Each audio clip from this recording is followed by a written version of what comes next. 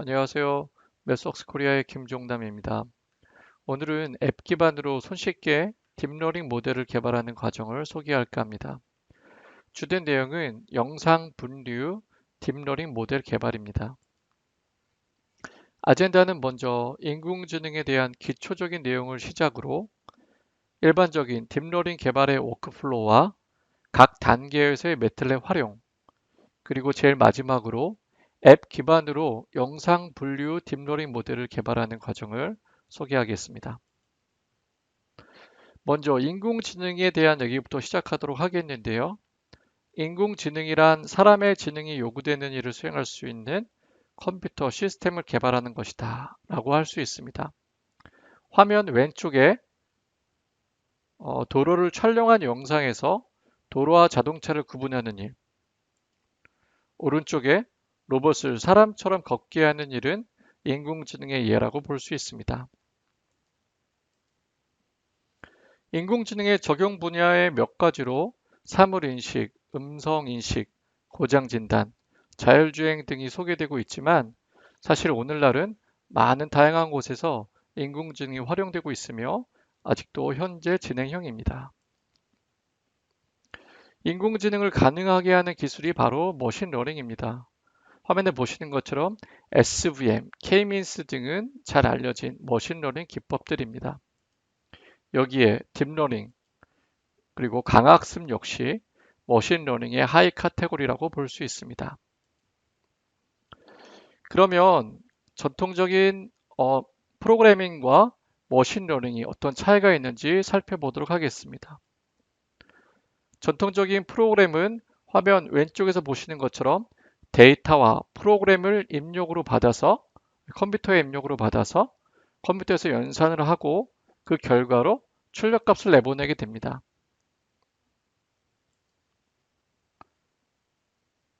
반면 머신러닝은 데이터와 출력값을 컴퓨터에 입력으로 받습니다. 출력값의 다른 표현으로는 목적값 또는 레이블을 사용할 수도 있습니다. 그리고 컴퓨터는 데이터와 출력값 간의 관계를 찾게 되고 이렇게 입력과 출력값과의 관계를 나타내는 시스템을 모델이라고 부릅니다. 그러면 다음으로 딥러닝에 대해 알아보겠습니다. AI, 인공지능이라는 표현은 추상적이고 포괄적인 의미로 사용됩니다.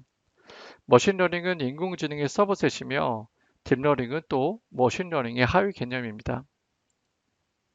딥러닝은 뉴럴 네트워크 아키텍처로 구성이 되며 네트워크의 중간 단계를 구성하는 히든 레이어의 깊이가 깊습니다. 입력 레이어에서 학습에 사용할 데이터를 받게 되고 히든 레이어를 거쳐 마지막 출력 레이어에서 예측 결과를 내보내게 되는데 이 목적값과 예측값 간의 차이를 계산하고 이를 줄이는 방향으로 반복해가며 학습을 하게 됩니다. 앞서 딥러닝은 머신러닝의 하위 개념이다라고 언급했지만 오늘 주로 소개될 영상 분야에 있어서의 기술적 차이는 얘기할 수 있습니다. 머신러닝은 입력으로 받은 데이터에서 유의미한 특징을 추출합니다. 그리고 이렇게 추출된 특징을 기반으로 모델을 학습하게 됩니다. 반면에 딥러닝은 네트워크의 입력으로 데이터 자체를 받게 되며 모델이 더 나은 결과를 내보낼 수 있도록 학습하는 과정에서 특징 역시 더 우수한 특징을 추출할 수 있도록 업데이트됩니다. 자, 그러면 네트워크의 학습이 어떻게 되는지, 딥러닝에서 특징 추출은 어떻게 되는지 살펴보도록 하겠습니다. 화면은 영상 분야에서 보편적으로 사용되는 컨버전 뉴럴 네트워크 구조입니다. 입력 레이어에서 받아들인 영상은 컨버루션, 릴루, 풀링 등을 반복해가며 데이터의 사이즈를 줄이게 되고 줄여서 이제 특징을 추출하게 되고 이렇게 추출된 특징은 분류를 위한 레이어로 전달이 됩니다. 이렇게 컨버루션, 릴루, 풀링 등을 반복하며 특징을 추출하는 레이어를 피처 러닝 레이어라고 부르고 뒷단에 분류를 위한 레이어를 클래시피케이션 레이어라고 부릅니다. 전이학습이라고 해서 이미 학습이 완료된 모델을 불러와서 클래시피케이션의 일부 레이어를 수정해서 업데이트하는 것이 가능한 이유도 이미 학습이 완료된 검증된 모델은 어떤 입력이 들어오더라도 입력에 대해서 특징을 잘 추출할 수 있기 때문에 네트워크 구조의 앞단인 피처 러닝 레이어를 재사용하는 것이 가능하기 때문입니다. 화면은 영상 분류 딥러닝의 예를 보고 계십니다. 카메라로부터 획득된 영상은 모델의 입력으로 들어가고 모델은 네트워크를 거쳐 예측 결과를 내보냅니다. 지금 화면에서 보시는 것처럼 노트북, 그리고 선글라스 등을 인식하고 있습니다.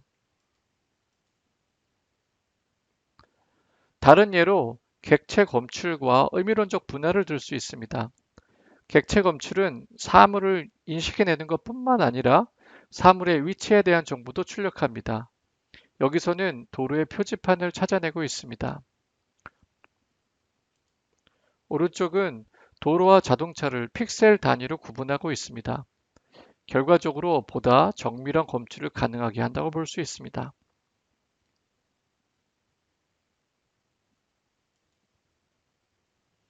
이제는 딥러닝 모델을 개발하는 두 가지 방법에 대해 소개하겠습니다. 첫 번째 방법은 개발자가 직접 네트워크를 설계하고 많은 양의 데이터를 사용해서 트라이얼 앤 에러를 반복하여 모델을 만드는 과정입니다. 이 과정에서는 원하는 성능의 모델을 얻기 위해 많은 시행착오를 겪을 수 있으며 결과적으로 개발 시간 역시 긴 시간이 요구될 수 있습니다. 두 번째는 앞서 잠깐 소개된 것처럼 이미 학습이 완료된 검증된 모델을 사용하여 일부 레이어를 수정해서 업데이트하는 방식입니다. 전자에 비하면 보다 적은 양의 데이터로도 학습이 가능하며 개발 시간 역시 줄어들게 될 것입니다. 이후 소개될 예제에서는 전위 학습을 통해 모델을 만드는 과정을 보여드리겠습니다. 지금부터는 딥러닝 개발 워크플로우와 각 과정에서 매트랩을 어떻게 활용할 수 있는지 알아보도록 하겠습니다. 제일 첫 번째 단계는 데이터를 준비하는 단계입니다. 데이터 전처리, 예를 들면 영상의 크기를 줄이거나 하는 등의 작업, 그리고 데이터에 레이블을 하는 작업이 이 단계에 포함됩니다. 다음으로는 네트워크 아키텍처를 구성하고 학습하는 단계입니다. 이 과정에서는 원하는 성능의 모델을 얻기 위해 많은 시행착오를 동반할 수 있습니다. 모델이 완성되었다면 다음은 모델을 디플로이하는 단계입니다. PC, 인베디드 디바이스, 클라우드 환경으로 배포할 수 있습니다. 이러한 일련의 과정은 새로운 데이터를 통해 더 우수한 성능의 모델로 업데이트하기 위해 반복할 수 있습니다. 이제 각 과정에서 어떻게 매트랩을 활용할 수 있는지 알아보겠습니다. 그럼 데이터를 준비하는 단계부터 시작합니다.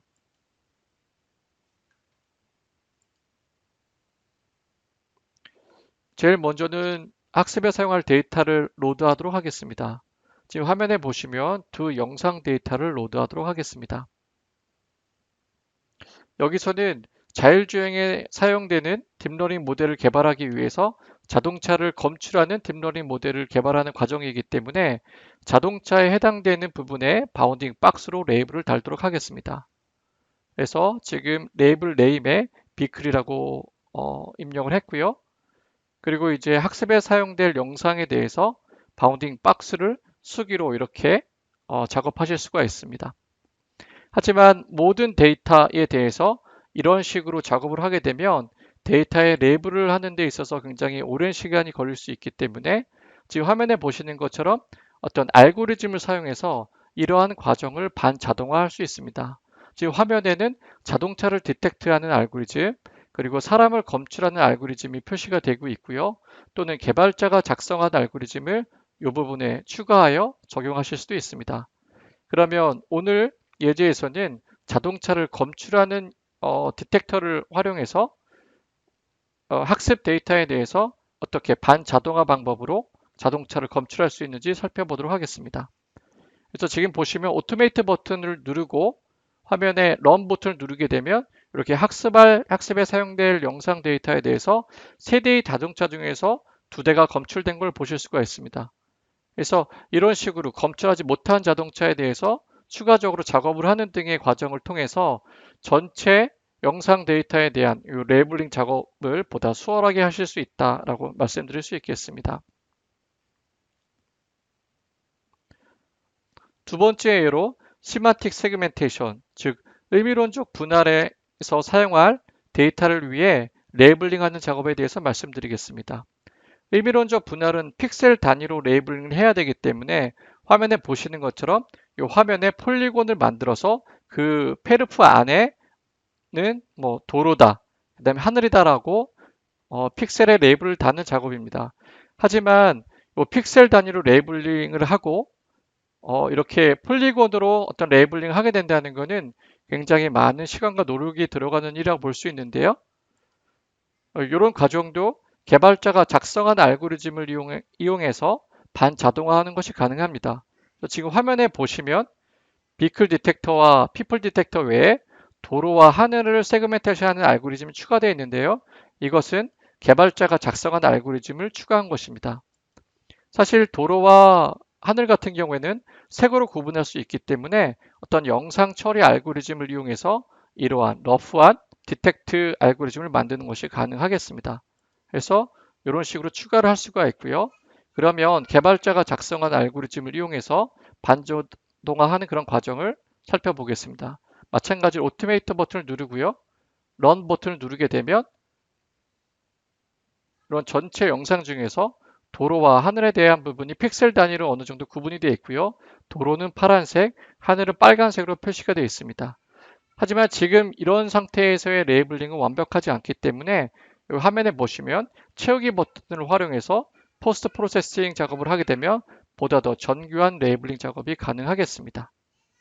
그래서 지금 보여드린 거는 이렇게 픽셀 단위로 레이블링하는 과정에서의 자동화의 과정이다라고 말씀드릴 수 있겠습니다.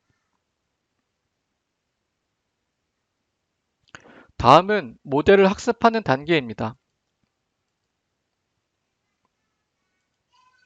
지금 화면에 보시면은 커맨드 윈도우 창에 딥 네트워크 디자이너라고 입력을 했고요. 이거는 이렇게 앱에서 불러오는 것도 가능합니다. 그러면 저는 전위 학습의 예로서 기학습된 네트워크를 불러와 보도록 하겠는데요. 이렇게 해서 기학습된 네트워크를 불러오게 되면 캔버스 안에 레이어의 구성 등을 보실 수가 있고요. 그리고 그 화면 왼쪽을 보게 되면 각 레이어에 해당되는 블록들이 있습니다. 그래서 이런 블록들을 오른쪽 캔버스로 옮겨와서 아키텍처를 구성하는 것이 가능하고요. 그 다음에 블록을 더블 클릭하게 되면 오른쪽에 속성에 대한 부분을 보실 수가 있어서 이런 부분을 개발자가 직접 수정하는 것이 가능하겠습니다. 그래서 이런 형태로 해서 딥 네트워크 디자이너를 이용해서 네트워크 아키텍처를 설계하는 것이 가능하다라고 말씀드릴 수 있고요. 그리고 알렉스넷, VGD16, 레스넷 50 등 전위학습에 사용할 모델을 매틀랩에서 다운로드 받아 사용하는 것이 가능합니다. 그리고 외부에서 만든 모델을 가져오는 건 역시 가능한데요. 텐서플로우 케라스 또는 카페에서 만든 모델을 임포터를 통해 바로 매틀랩으로 가져오는 것이 가능하고요. 이외에 파이토치나 카페2 등의 외부 프레임워크에서 만든 모델은 오넥스라는 일종의 허브 역할을 하는 프레임워크를 거쳐 매틀랩으로 불러올 수 있습니다. 마지막으로 완성된 모델을 배포하는 단계입니다. 인공지능 모델을 만들었다면 다양한 플랫폼으로 배포할 수 있습니다. PC 또는 데이터 센터 등의 모델을 배포할 수 있으며 엔비디아 제슨, 라즈베리 파이와 같은 임베디드 시스템에 배포할 수도 있습니다. 완성된 모델은 GPU 코더를 통해 엔비디아 디바이스를 타깃으로 텐서RT, cuDNN 라이브러리를 사용한 최적화된 CUDA 코드를 생성할 수 있습니다. 또 매틀랩 코더를 통해 인텔, ARM 프로세서를 타깃으로 MKLDNN 라이브러리, ARM 컴퓨터 라이브러리를 사용한 C 코드를 생성할 수 있습니다. 화면은 인베디드 디바이스에 배포되어 동작하는 딥러닝 모델의 예입니다. 지금부터는 앱 기반에서 딥러닝 모델을 개발한 구체적인 예를 보여드리겠습니다. 앞서 딥 네트워크 디자이너는 뉴럴 네트워크 아키텍처를 설계하는 내용으로 소개되었습니다. 하지만 20A부터는 영상 분류 모델을 만드는 데 있어서 네트워크 설계뿐만이 아니라 데이터를 준비하고 학습하는 과정에 이르기까지의 모든 과정을 수행할 수 있도록 업데이트되었습니다. 오늘 예제는 최근 코로나 바이러스로 인해 많은 혼란과 어려움을 겪고 있는 상황에서 코로나 바이러스에 걸린 사람의 흉부 엑스레이와 정상, 그리고 폐렴에 걸린 사람의 엑스레이 데이터를 이용하여 코로나 바이러스를 분류하는 모델을 만드는 과정을 소개하겠습니다. 레슨넷 50의 모델을 이용하여 전이학습에 사용하도록 하겠습니다. 레슨넷 50은 이미 1000개의 카테고리를 분류하기 위해 학습된 모델입니다. 이러한 모델을 전이학습을 통해 3가지 카테고리, 코로나 바이러스, 폐렴, 그리고 정상의 폐의 사진을 분류하는 모델로 업데이트하겠습니다.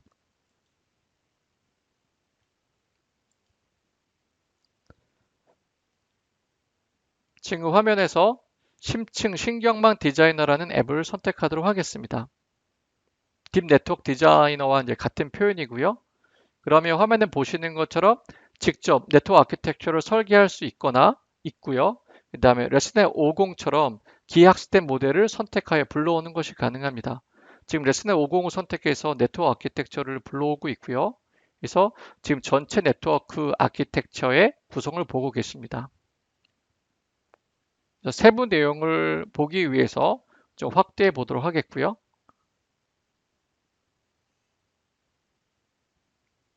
그래서 입력 레이어를 선택해 보게 되면 화면에 보시는 것처럼 입력의 사이즈 224 x 224 x 3의 입력 사이즈를 기대하고 있는 것을 확인할 수 있고요. 다음 제일 마지막 풀리 커넥티드 레이어를 보게 되면 보시는 것처럼 아웃풋의 사이즈가 1000으로 되어 있는 것을 볼 수 있습니다. 이렇게 아웃풋 사이즈가 1000으로 되어 있는 이유는 레슨넷 50은 이미 말씀드린 것처럼 1000개의 카테고리를 분류하기 위해서 완성된 모델이기 때문입니다. 그래서 후반부 클래시피케이션 레이어에 이런 레이어, 풀리 커넥티드 레이어, 소프트맥스 레이어, 그다음 클래시피케이션 레이어를 이렇게 드러내서 새로운 레이어로 연결하도록 하겠습니다. 이렇게 연결한 다음에 제일 마지막 풀리 커넥티드 레이어, 추가된 풀리 커넥티드 레이어의 노드의 개수를 조절할 필요가 있겠죠. 여기서는 3가지 카테고리, 정상과 폐렴과 그다음 코로나 바이러스를 구분할 것이기 때문에 아웃풋의 사이즈를 3으로 바꿨고요. 화면에 보시는 것처럼 어떤 러닝 레이 팩터를 통해서 웨이트의 업데이트를 빠르게 하는 것도 가능하겠습니다. 이렇게 해서 네트워크 아키텍처를 준비하고요. 다음은 데이터셋을 준비하는 과정을 보여드리겠습니다. 화면에서 보시면은 데이터라는 제일 상단의 탭을 선택하게 되면 이제 학습에 사용할 데이터를 선택하는 부분이 나오는데요. 저는 여기서는 폴더를 선택하고요. 보시면 이 데이터라는 폴더 안에는 코비드-19과 정상과 폐렴의 폴더가 있고요. 이런 데이터라는 폴더 자체를 선택하도록 하겠습니다. 그리고 증대 옵션으로 X, Y축에 대한 반사를 하실 수가 있고요. 그 다음에 뭐 스케일링, 로테이션, 그 다음에 뭐 트랜스레이션 등의 어떤 방법, 그 다음에 검증에 사용할 데이터셋을 테스트 데이터란 폴더로 지정하도록 하겠습니다. 이렇게 해서 데이터를 가져오게 되면 지금 보시는 것처럼 코비드-19과 정상과 폐렴에 사용될 영상 데이터의 개수를 보실 수가 있고요. 상대적으로 코비드-19의 영상 개수가 작은 걸 볼 수가 있어요. 그래서 이런 것들이 결과에 어떻게 영향을 미치는지도 한번 살펴보도록 하겠습니다. 그래서 지금 샘플의 예로 코비드-19의 엑스레이 영상은 화면에 보시는 것과 같습니다. 그러면 다음 단계로 이제 학습을 하도록 하겠는데요. 학습을 하기 위해서는 먼저 학습 파라미터를 설정하셔야 됩니다. 그래서 훈련 옵션이라는 탭을 누르게 되면 이렇게 창이 나타나게 되고요. 뭐 솔버에 대한 선택, 그다음 러닝 레이트, 그다음 뭐 배치 사이즈, 에폭스, 그다음 밸리데이션을 위한 주기 등을 선택하실 수가 있고요. 그리고 뭐 실험 환경에서 뭐 CPU를 사용할지 GPU를 사용할지 등을 선택하시는 것도 가능합니다. 저는 여기서 오토 버튼을 누르게 되면 이 컴퓨터 환경에 맞게끔 CPU 또는 GPU에서 학습을 하는 것이 가능하고요. 그래서 여기서 훈련 버튼을 누르게 되면 이렇게 훈련 진행 상황 창이 나타나고요. 이렇게 해서 이제 학습이 이제 진행되는 과정에서 정확도와 손실에 대한 데이터를 보실 수가 있습니다. 그래서 지금 전체 중에 어느 정도 진행이 됐는지 이런 상황도 확인하실 수가 있고요. 그래서 이런 부분을 좀 빠르게 돌려서 나중에 그 결과를 한번 보도록 하겠는데요. 학습이 완료가 되면 이렇게 해서 완료가 된 상황의 그래프를 보실 수가 있고요. 내보내기에서 이런 학습된 네트워크와 결과를 내보내실 수가 있습니다. 여기서 내보내기 버튼을 누르게 되면 오른쪽 상단에 보시는 것처럼 네트워크와 그 다음에 훈련 결과를 보실 수가 있고요. 그 다음에 사용된 코드를 내보내는 건 역시 가능한데요.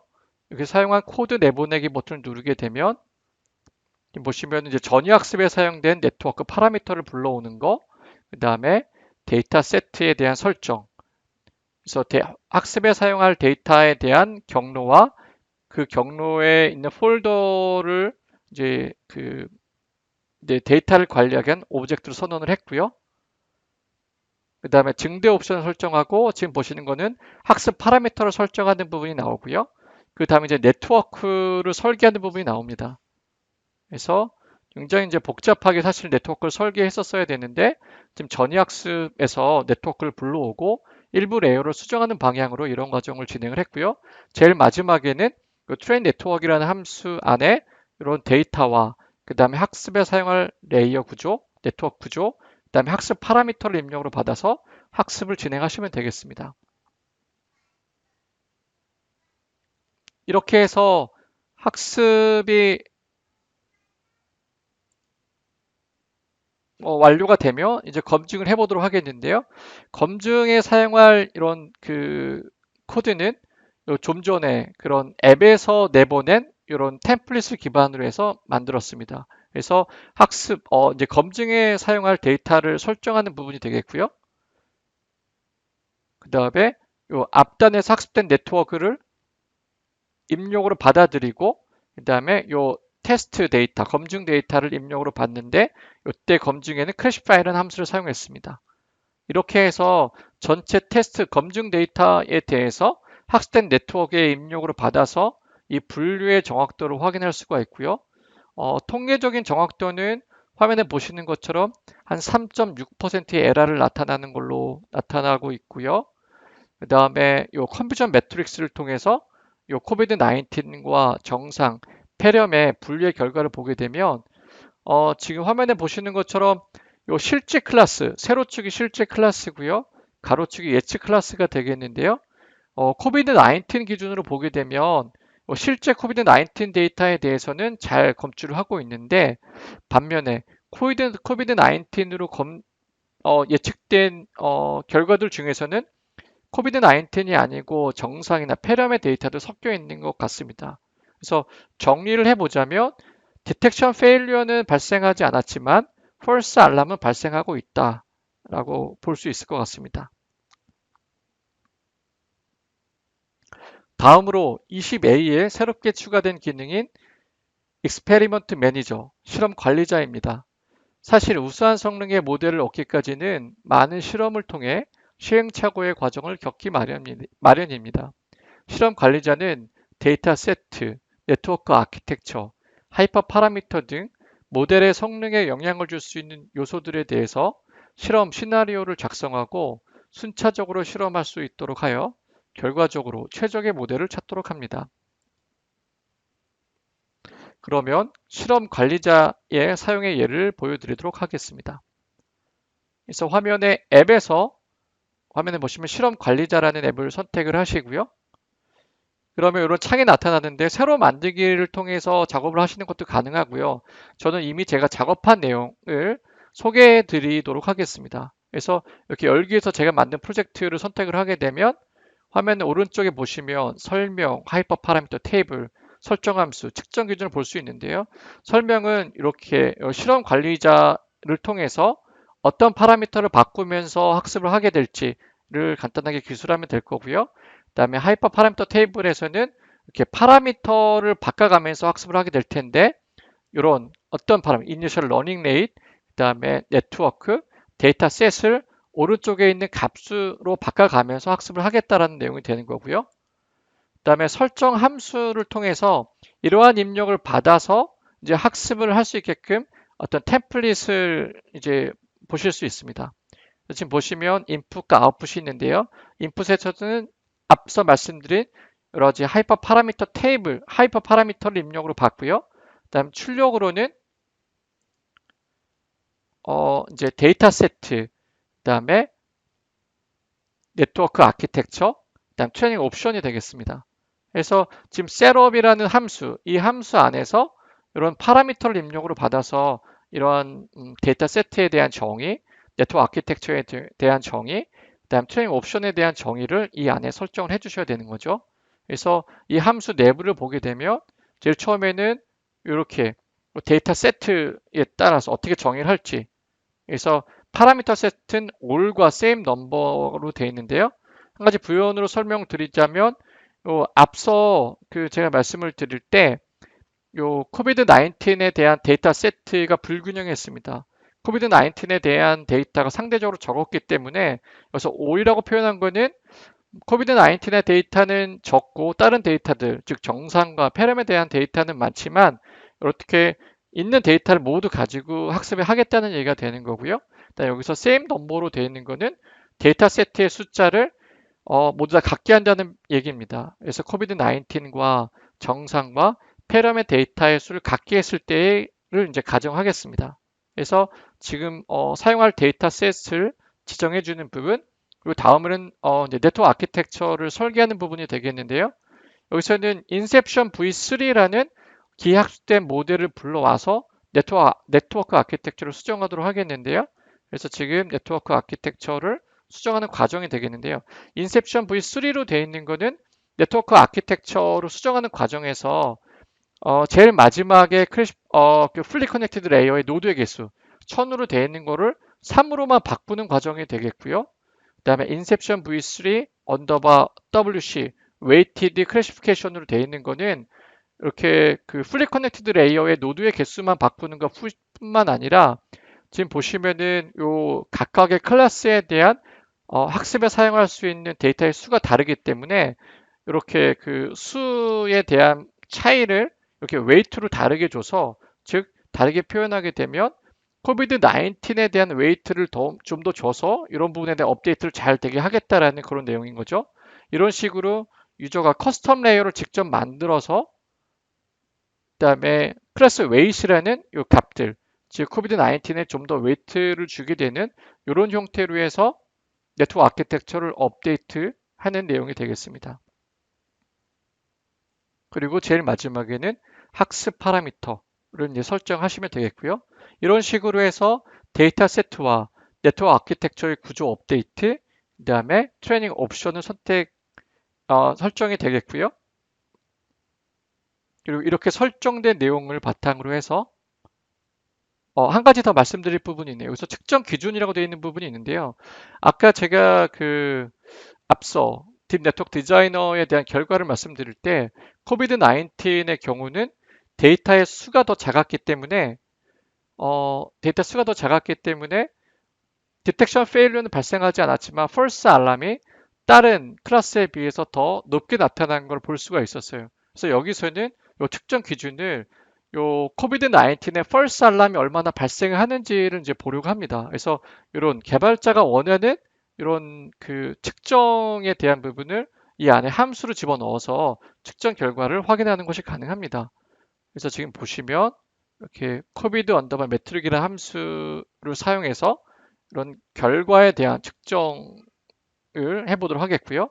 그래서 여기서는 입력으로 네트워크 아키텍처 구조, 그 다음에 학습 정보와 파라미터 입력으로 받게 되고요. 그래서 보시면은 파라미터 세트에 따라서 어떤 검증 데이터를 사용할지에 대한 부분, 그 다음에 이 아랫부분에 나와 있는 부분이 바로 코비드 19의 first 알람을 측정하는 그런 매트릭이 되겠습니다.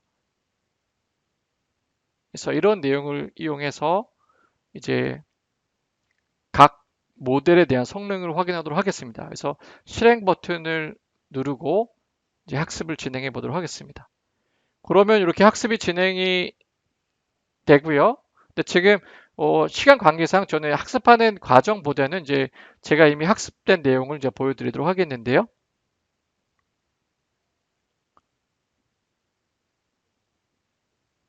지금 보시면은 이미 학습이 된 몇 가지 시나리오가 되겠습니다. 제일 첫 번째는 러닝 레이트와 네트워크 아키텍처를 다르게 했을 때인데요. 보시면은 러닝 레이트, 네트워크 아키텍처, 데이터셋. 사실 여기서는 데이터셋은 all이라는 모든 데이터를 활용한 케이스가 되겠고요. 훈련에 대한 정확도, 손실, 그다음에 아까 보여드린 코비드 언더바 메트릭이나 함수에서의 그 결과, 즉 코비드 19의 first alarm이 얼마나 발생했는지를 이제 나타내고 있는 거고요.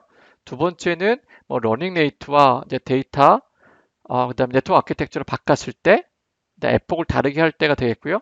그래서 지금 보시면 러닝 레이트, 네트워크 아키텍처, 데이터 세트가 조금씩 달라요. 그래서 러닝 레이트 같은 경우는 0.005, 그다음에 또는 0.0001, 그다음에 그 네트워크 아키텍처는 인셉션 V3와 인셉션 V3의 웨이티드 클래시피케이션을 적용한 네트워크 아키텍처, 그다음 데이터 세트는 모든 데이터를 활용하는 경우와 그다음에 코비드 19 경상 폐렴이 모두 같은 수의 데이터를 활용한 케이스에 대해서 이제 결과를 확인해 봤는데요.